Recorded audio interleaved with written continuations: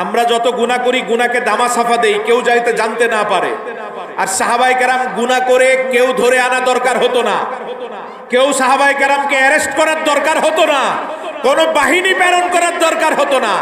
গুনাহ করে নিজেই রাসূলের দরবারে হাজির, ইয়া রাসূলুল্লাহ আমি এই গুনাহ করেছি, আপনি দয়া করে আমারে শাস্তি দেন। এক মহিলা জিনা করে ফেলেছে, পেটে বাচ্চা চলে আসছে, কাঁদতে কাঁদতে নবীর দরবারে হাজির, ইয়া রাসূলুল্লাহ কবরেরটা তো নিতে পারবো না, হাসরেরটা নিতে পারবো না, আপনি দয়া করে দুনিয়াতে পাথর মেরে আমারে রজমের শাস্তি দেন। নবীজি শাস্তি দিতে চাইলেন না। প্রথম বললেন হয়তো তুমি এ কাজ করো নাই। মহিলা বলল ইয়া রাসূলুল্লাহ আমি করছি, আমার পেটে সন্তান চলে আসছে।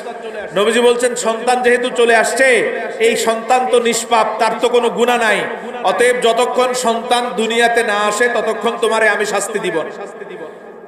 চলে গেছে কান্না করতে করতে, কারণ এর মধ্যে যদি আজরাইল চলে আসে তাহলে তো তার সব শেষ হয়ে যাবে।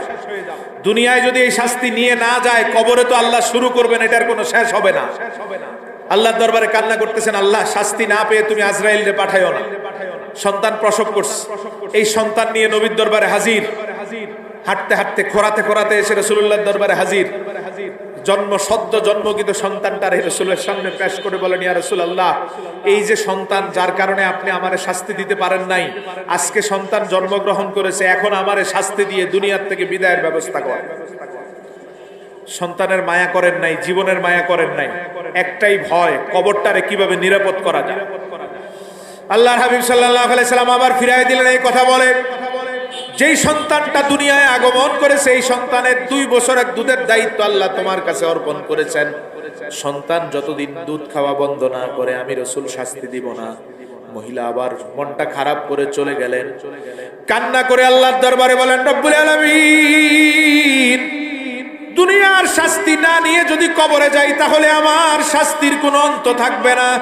এজন্য আমি চাই যা শাস্তি দেওয়ার আপনি নবীর মাধ্যমে দুনিয়াতে দিয়ে দেন, কবরটা দয়া করে আপনি জান্নাতের বাগান বানায় দেন। সুবহানাল্লাহ। দেখেন তাকওয়া কারে কয়, দেখেন 7 মাস বা 8 মাস যাওয়ার পরে মহিলার ভয় তো কখন মরে যায়, এর মাঝে যদি আজরাইল চলে আসে তাহলে কবরে কি হবে। আবার রাসূলের দরবারে সন্তানটারে কোলে নিয়ে হাজির, হাতে একটা টুকরা রুটি দিছেন, আর নবীরে বলতেছেন ইয়া রাসূলুল্লাহ ওই যে দেখেন এ তো রুটি হাতে নিয়ে খেতে পারতেছে, এবার দয়া করে আপনি আমারে রজমের শাস্তি দিয়ে দুনিয়ার থেকে বিদায়ের ব্যবস্থা করেন। নবীজি সাল্লাল্লাহু আলাইহি ওয়াসাল্লাম বলেন না, 8 মাসে কোনো বাচ্চা স্বাভাবিক সব খাবার খেতে পারে? কথা কন, 8 মাসের বাচ্চা সব খেতে পারে? মাত্র খাবার শুরু করে, অতএব এই বাচ্চাকে তুমি আরো লালন পালন করো।